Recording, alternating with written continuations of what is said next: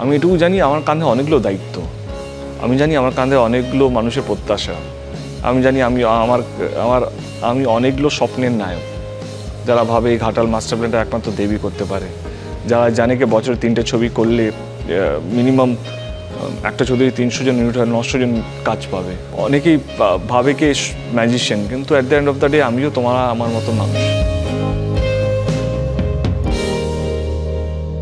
তার রিল আর রিয়েল লাইফের মধ্যে একটা মিল আছে, কি বলুন তো? তিনি মানুষের কথা বলেন, আর তার যে পুজোর ছবি, সেই ছবিও কিন্তু মানুষের গল্প বলবে। আচ্ছা, এই মানুষের গল্প বলতে তোমাকে কতটা বদলাতে হয়েছে? প্রথম কথা, যারা যারা আমাকে দেখছেন, পুজোর অনেক অনেক শুভেচ্ছা, ভালো থাকবেন, শুভ শারদিয়া। এবার প্রশ্নটা করো।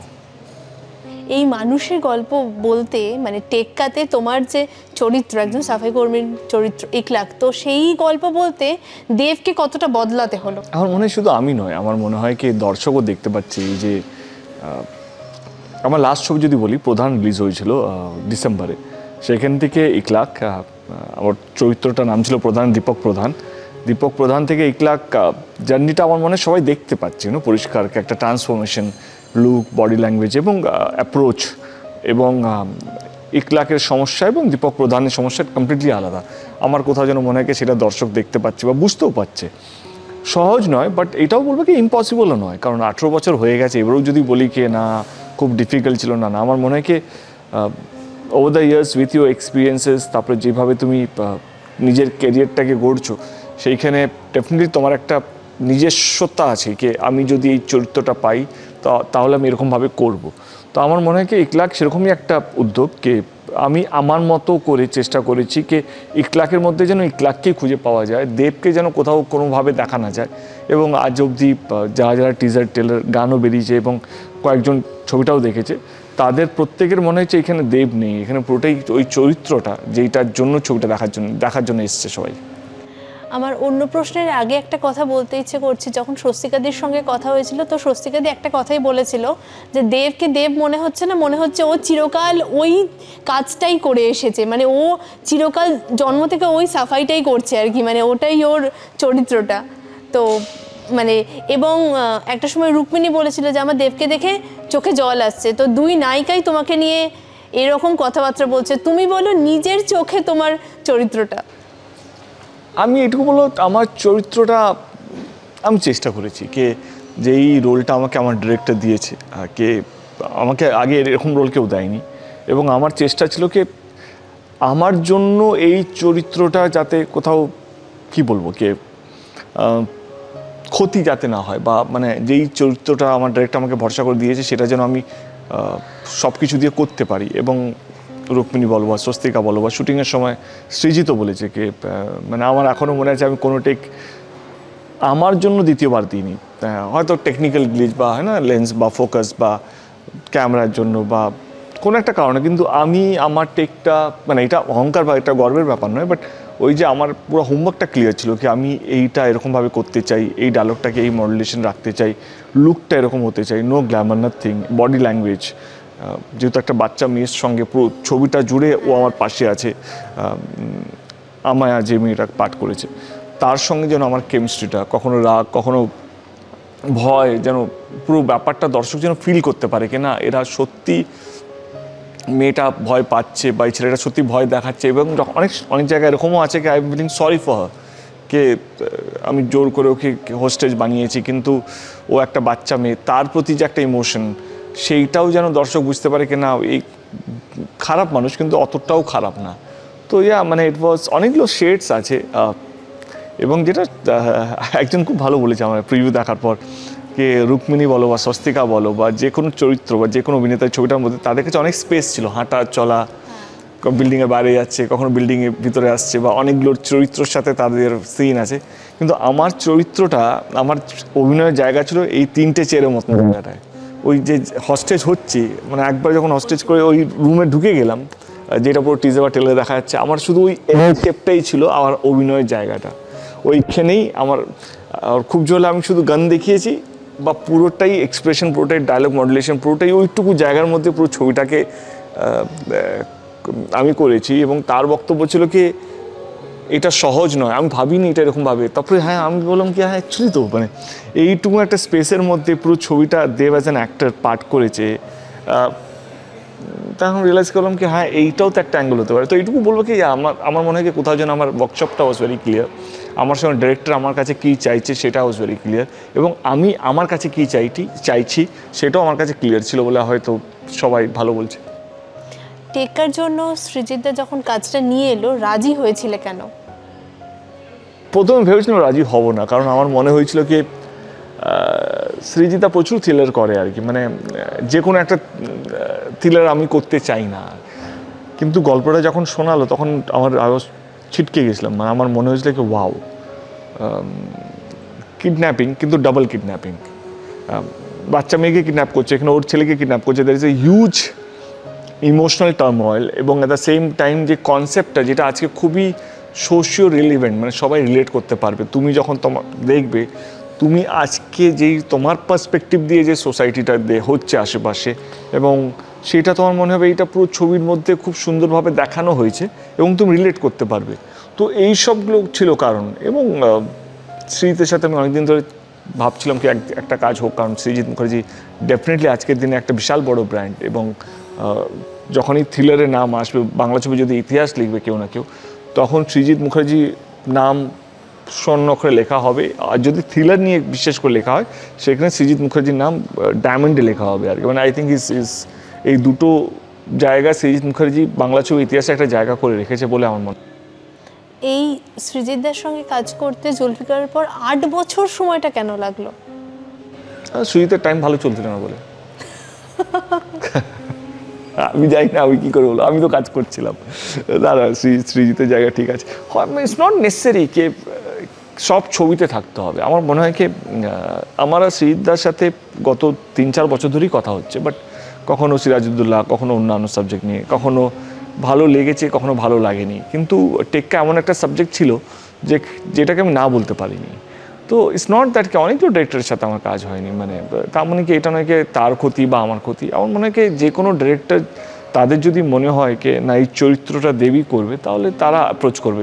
তাদের যদি মনে হয় না এটার জায়গায় অন্য কোনো হিরো বা অন্য কোনো ক্যারেক্টার বা অন্য কোনো চরিত্র আমার চেয়ে ভালো করবে, আমার মনে হয় সেটাও জাস্টিফাইড। সেটা নিয়ে আমার মনে হয় না এটা নিয়ে প্রশ্ন করা উচিত। সিস্টেমের এগেনস্টে কথা বলতে প্রযোজক দেবের বেশি সাহস লাগে নাকি অভিনেতা দেবের? আমি এরকমভাবে ভাবি না।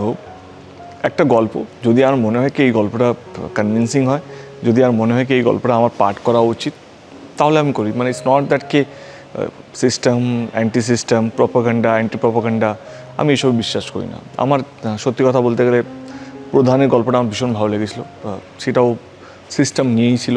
এবং আজকে টেক্কাটার গল্পটা আমার ভীষণ ভালো লেগেছিলো। এবং ঘটনাচক্রে তোমার অনেক কিছু দেখার সময় মনে হবে কি আজকের সময় ঘটছে, কিন্তু এটা সব জায়গায় হয়। মানে আমি কোনো একটা ইনসিডেন্টকে নিয়ে বলছি না, আশেপাশে যেভাবে আমাদের আশেপাশে এত কিছু ঘটে, আমরা কখনো রিয়্যাক্ট করি, কখনো রিয়্যাক্ট করি না। তো আমার মনে হয় কি সেইটা ছবিটা দেখার সময় মনে হতে পারে কি এইটা এরকম, বাট আমাদের কোনো এইটা ছিল না কি এই জিনিসটাকে বা এই সময়টাকে বা এরকম ধরনের ঘটনা, আমি বলছি বিশেষ করে আরজি কর না, যে কোনো ঘটনা আমাদের দেশে যেভাবে 4টে মিডিয়া 4 রকমভাবে দেখায়, 4টে মানুষ 4 রকম করে ভাবে, তো সেইটাকে আমরা দেখানোর চেষ্টা করেছি। আমি এইটা ভাবিনি কি এইটা অ্যান্টি সিস্টেম বা সিস্টেম। আমি ভেবেছিলাম এই ছবিটা যদি বানাই আমি এনজয় করছি কিনা, অ্যাট দ্য সেম টাইম যখন হলে রিলিজ হবে ছবিটা দর্শক এনজয় করছে কিনা, দ্যাটস ইট। আমরা 2 নায়িকার রিয়াকশন তোমাকে বললাম, স্বস্তিকা দি আর রুক্মিণী, তো তোমার চোখে এই 2 নায়িকার অভিনয় কেমন লাগলো? আমার ব্রিলিয়েন্ট। আমার এই দুজন লোকে দেব করছে। কালকে ছবিটা রিলিজ হবে, আমি জানি এটা কবে টেলিকাস্ট হবে। এই দুজনের ক্যারিয়ারের বেস্ট। মানে রুক্মিণী তো মানে অসাধারণ ছবিটার মধ্যে, এবং স্বস্তিকা অপূর্ব। মানে দুজনেই দুজনকে কমপ্লিমেন্ট করেছে এবং দুজনেই দেখিয়ে দিয়েছে কি তাদের রেঞ্জ অফ অ্যাক্টিংটা কত বড়। মানে যে কোনো চরিত্র আজকে তাদের দুজনকে দিলে, মানে হয় না কিছু কিছু মানুষকে আমরা টাইপ কাজ করে দিই কে না তুমি শুধু দেবের ইন্টারভিউ নিতে পারবে, তো যদি কোনো ক্রিকেটার আসে তাহলে না তুমি যাবে না, অন্য কাউকে পাঠাবে। বাট তোমার মধ্যেও যে ওই ট্যালেন্টটা আছে, কে ইন্টারভিউ তো at the end of the day আমাকে একটু পড়াশোনা করতে হবে। আমি সবারই ইন্টারভিউ নিতে পারি। তুমি আমাকে মমতা দি দাও বা মোদিজি দাও, বা তুমি আমাকে সচিন তেন্ডুলকর দাও, বিরাট কোহলি দাও, বা দেব দাও বা শাহরুখ খান দাও, আমি সবারই ইন্টারভিউ করতে পারি। কিন্তু আমরা সবসময় টাইপ কাজ করে দিই না, তুমি শুধু বাংলারই নেবে। আমার মনে হয় কি, আমি এবারে এদের কথা চলে আসি, রুক্মিণী আর স্বস্তিকার কথা। এই ছবিটা দেখার পর তুমি বলতে পারবে না এরা অলরাউন্ডার, এদেরকে যে কোনো চরিত্র দিলে এরা চোখ বন্ধ করে উড়িয়ে দিতে পারবে, ভালো না উড়িয়ে দিতে পারবে। আমার মনে হয় টেক্কা দেখার পর এটাই লোকে বলবে। পুজোর সময় তো আরো দুটো ছবি মুক্তি পাচ্ছে, শুভেচ্ছা। তোমার চোখে টেক্কার এক্স ফ্যাক্টরটা কি? এটা ভালো গল্প, ভালো কাস্টিং, বাংলা অভিনেতা অভিনেত্রী, ভালো থ্রিলার, যারা ফ্যামিলি ড্রামা দেখতে ভালোবাসে সেই ফ্যামিলি ইমোশন আছে। At the same time when you say না, কম্পেয়ার করি না আমরা কে অন্যান্য ভাষার ছবিগুলো এত ভালো হচ্ছে মেকিং ওয়াইজ, প্রেজেন্টেশন ওয়াইজ, কেন আমরা পিছিয়ে আছি? সেই একটা কারণ আমাদের ছবিতে আছে কি, আমাদের ছবির যে প্রেজেন্টেশন, মেকিং, এক্সিকিউশন, সেটাও যে কোনো ন্যাশনাল ভাষার ছবিকে টেক্কা দিতে পারে। তো যেই জিনিসগুলোর জন্য একজন দর্শক টিকিট কাটে, আমার মনে হয় সমস্ত কিছু এই টেক্কার মধ্যে আছে বলে আমার মনে হয়। তো এই যে তুমি বললে কেন দেখবে, এই কারণেই টেক্কা দেখবে এবং এই টেক্কা এই পুজোতে এগিয়েও থাকবে। এবার আমরা পুজো নিয়ে যেটা বলছি, যে পুজো যদিও আমরা অনেকেই দেখছি যে প্যান্ডেলে ইতিমধ্যেই মানুষজনের ভিড় হচ্ছে, মানুষজন যাচ্ছে, তবু তারপরেও আরেকটা দিকে শহরে আরেকটা দিকে প্রতিবাদ চলছে। তো প্রযোজক দেবের কোথাও কি একটা ভয় আছে যে আরজি করের ঘটনার প্রভাব টেক্কার ব্যবসার ওপর পড়বে? টেক্কা, আমি শুধু টেক্কা বলবো না, প্রত্যেকটা ছবি। তুমি লাস্ট 2 মাসে বাড়িতে ছিলে? হ্যাঁ। চাকরি দেওনি? হ্যাঁ, মানে কলকাতায় ছিলাম আর কি। কলকাতা ছিল? হ্যাঁ। অফিসে গেছো? হ্যাঁ। কাজ করেছো? ঠিক আছে। আমিও লাস্ট 2 মাসে প্রতিবাদ করেছো? হ্যাঁ, একদম। আমিও লাস্ট 2 মাসে কাজ করেছি, প্রতিবাদ করেছি আমার সংসার। আমি আমার কাজ করছি, তুমি তোমার কাজ করছো, কিন্তু তার মানে এটা নয় কি প্রতিবাদ করছি না আমরা। প্রতিবাদ প্রতিবাদের জায়গায়, কাজ কাজের জায়গায়, উৎসব উৎসবের জায়গায়।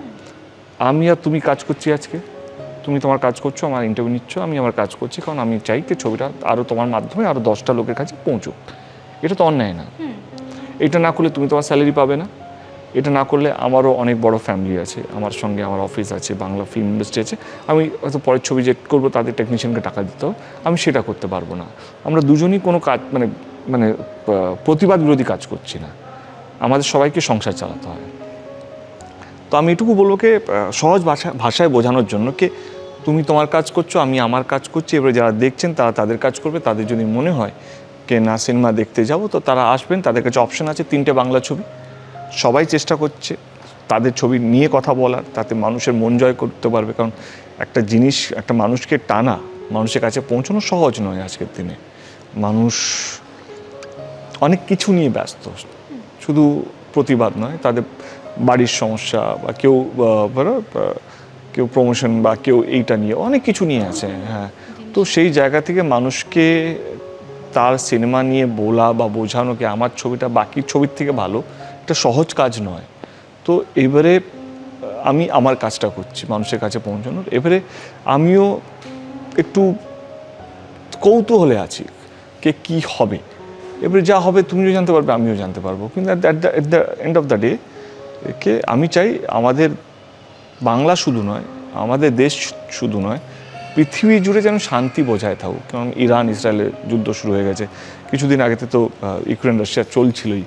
তো সেই জায়গা থেকে আমার মনে হয় কি শান্তি চাই, শান্তি শান্তি শান্তি, এবং মানুষ যেন ভালো থাকুক, এবং যারা খারাপ মানসিকতা নিয়ে যে রাস্তায় ঘুরে বেড়াচ্ছে তাদেরকে চিহ্নিত করে তাদেরও শাস্তি হোক। মানে তো সব কিছুর মধ্যে আছি, কিন্তু আমি এটাও চাই কি কারোর ব্যবসাও যাতে ক্ষতি না হয়। মানে একটা পুজো প্যান্ডেল যে হকার্সরা বসে আছে, তাদের পুজোটা শুরু হবে দশমীর পর, কারণ তারা 24 ঘন্টা দোকান খুলে বসে আছে, তাদের ছেলে মেয়েদের বা বাড়িতে নতুন কাপড় নিয়ে যাবে, এই দশমী শেষ হবে, মেলাটা তুলবে, জিনিসপত্র বাড়ি ফেরার সময় তারা নতুন জামা কাপড় নিয়ে তারা তাদের বাড়িতে যায়, বা যেই ঢাকিরা আছে বা অন্যান্য যারা গ্রাম বাংলা থেকে উঠে আসে, যারা প্যান্ডেল বাঁধায় বা যারা, তো সমস্ত কিছু। তো আমিও তাদের মধ্যে একজন, আমারও পুজোটা শুরু হবে দশমীর পর, কারণ এই দশমী অবধি কোন হলে কি চলছে, মানুষ কি রিয়াকশন দিচ্ছে, মানুষ কি বলছে, ভালো লাগছে কি ভালো লাগছে না, কেন আমার ছবিটা এত ভালো চললো, কেন এত ভালো চলছে না অন্যান্য ছবি থেকে, সেটাও একটা পড়াশোনার একটা ব্যাপার আছে। সো দ্যাট আমি পরের ছবিতে যখন ছবি নিয়ে আসবো সেই ভুলটা যাতে না হয়, যেই কারণে এটা। তো আমি হয়তো এইটা নিয়েই ব্যস্ত থাকবো। আমারও পুজো হয়তো দশমীর পর থেকে শুরু হবে। টেক্কার, তোমার চরিত্রটা ফুটিয়ে তোলার সবচেয়ে বড় চ্যালেঞ্জ কি ছিল? দেবকে লুকিয়ে রাখা। দেব যেন ইখলাকের মধ্যে বা টেক্কার যে চরিত্রটা করেছে তার মধ্যে যেন একটা ঝলকও যাতে না দেখা যায়। কারণ দেবকে দেখা গেলেই, কারণ দেব ইজ লার্জার দ্যান লাইফ। দেবকে মানুষ সেভাবে ভালোবাসে, বা দেবকে যেভাবে লোকে দেখে এসছে, যে 10 জনকে মারতে পারে, যে ভালো ডায়লগ বলতে পারে, যে সব কিছু করতে পারে, তার কাছে সমস্যা কোনো সমস্যাই না। সেইটা যদি ইখলাকের মধ্যে দেখা যায় তাহলে ক্যারেক্টারটা কনভিন্সিং মনে হবে না, এবং ক্যারেক্টার যদি কনভিন্সিং না মনে হয় তাহলে ছবিটা কোনো মানেই না। কারণ এই একটা লোকের সমস্যার জন্য সবাই জড়িত আছে। মানে রুক্মিণী ক্যারেক্টারটা, স্বস্তিকার ক্যারেক্টারটা, পরানদার ক্যারেক্টারটা, টোটাদার ক্যারেক্টারটা, কমলেশ্বরদার, অনেক 4-5 জন আরও আছে, নীলদা যিনি মিডিয়া, এই একটা হস্টেজ সিচুয়েশন নিয়ে পুরো সোসাইটি বা পুরো শহরটা নড়ে আছে শুধু এই ছেলেটাকে নিয়ে। এই ছেলেটার যদি কনভিন্সিং না হয়, এর সমস্যাটার যদি দর্শকের কনভিন্সিং না মনে হয়, কে না সত্যি চাকরিটা চলে গেছে, সত্যি মানে সে কতটা ডেসপারেট হলে এটা হতে পারে। বা এবং আজকে সোসাইটি, কারণ আমাদেরকে ছোটোবেলায় শেখানো হয় কি আমরা সবাই এক, কিন্তু বড় হতেও তো বুঝতে পারি কি আমরা সবাই কতটা আলাদা, কতটা আমাদেরকে ডিভাইড করা হয়। আমরা হিন্দু মুসলিম করা হয় আমাদেরকে, সেভাবে আমাদেরকে আলাদা রাখা হয়। আমাদের গায়ের রং ফর্সা না কালো, সেভাবে তুমি কোন চ্যানেলে কাজ করছো, মাল্টি ন্যাশনাল কোম্পানি বা লোকাল কোম্পানি, তোমার বাড়ির অ্যাড্রেসটা কোথায়, পার্ক সার্কাস না পার্ক স্ট্রিট, তো তুমি কোন গাড়িতে চড়ছো, মার্সিডিজ না অল্টো, তুমি এই সমস্ত কারণে আমাদের সোসাইটি এত কিছু ডিভিশন করা আছে। হয়তো তোমার আমার এফেক্ট করে না, কিন্তু দ্যার ইজ এ শ্রেণী অফ পিপল যাদের প্রত্যেক দিন এটাকে বের করতে হয়, এবং তার যদি লাস্টে দেয়ালে পিঠ থেকে যায়, তারা কিভাবে রিভল্ট করে, এবং সেইটাকে একটা সিনেমার মাধ্যমে, একটা থ্রিলারের মাধ্যমে দেখানোর চেষ্টা করেছে আমার ডিরেক্টর, আমার রাইটার এবং আমার প্রডিউসার। আমার একটাই শেষ প্রশ্ন, দুদিকে সমানভাবে ব্যালেন্স করছো এত বছর ধরে, জলের মধ্যে নেমে তুমি সাধারণ মানুষের কথা শুনছো, আবার পর্দার ওপারে বসে সাধারণ মানুষদের জীবনের গল্প বলছো, গ্ল্যামার বজায় রাখায় বিশ্বাসী নাকি সাধারণ মানুষদের সঙ্গে মিশে যেতে? আমি ভাবি না এত কিছু। আমি এটুকু জানি আমার কাঁধে অনেকগুলো দায়িত্ব, আমি জানি আমার কাঁধে অনেকগুলো মানুষের প্রত্যাশা, আমি জানি আমি অনেকগুলো স্বপ্নের নায়ক, যারা ভাবে এই ঘাটাল মাস্টার প্ল্যানটা একমাত্র দেবী করতে পারে, যারা জানে কি বছরে 3টে ছবি করলে মিনিমাম একটা ছবি 300 জন ইউনিট হয়, 900 জন কাজ পাবে। অনেকেই ভাবে কি ম্যাজিশিয়ান, কিন্তু at the end of the day আমিও আমার মতন মানুষ। কিন্তু আমি তো চেষ্টা করে যাচ্ছি, যখন যেইখানে ঘাটালে যদি কোনো সমস্যা হয় সেখানেও আমি আছি, সিনেমা রিলেটেড যদি কোনো সমস্যা হয় সেখানেও আছি। অ্যাট দ্য সেম টাইম পুজোতে মানুষ ছবি দেখতে পছন্দ করে, আমার এটা যাতে কোনো দিন না হয় কি কেউ এটা বলে কি পলিটিক্সের জন্য দেবার সিনেমায় মন দিচ্ছে না, বা ঘাটালের মানুষ এটা যাতে না বলে কি সিনেমা করছে বলে ঘাটালকে মানুষকে ভুলে গেছে, সেটাও যাতে না হয়। তো দায়িত্ব অনেক, আমি ক্রিটিসাইজ করছি না, কেন খুব কম মানুষই এই সুযোগটা পায়। আমি ভাগ্যবান, বাবা মায়ের আশীর্বাদে, তোমার মতন বন্ধুবান্ধব বা যারা ওয়েলউইশারদের ভালোবাসা বা আশীর্বাদে আমার কোনো কমপ্লেন নেই জীবনে। আমি এটুকু চাই সারা জীবন যেন মানুষের কাজ করতে পারি, সে সিনেমার মাধ্যমে হোক বা সাংসদের মাধ্যমে।